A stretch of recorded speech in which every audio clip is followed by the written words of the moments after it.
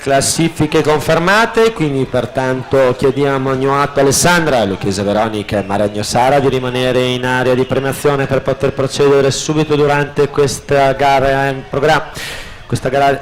Questa gara dei 100 farfalla assoluti maschi, che vede in serie numero 5 la corsia 2 Vecchiato Thomas, rappresentativa Hydros, in 3 Loda Simone Anne Brescia, in 4 Comine Eros Milano Nuoto, in corsia 5 Mialasce Alexandru Francisco della Sporting Club Noale, alla 6 Cenzato Ivan, rappresentativa GIS.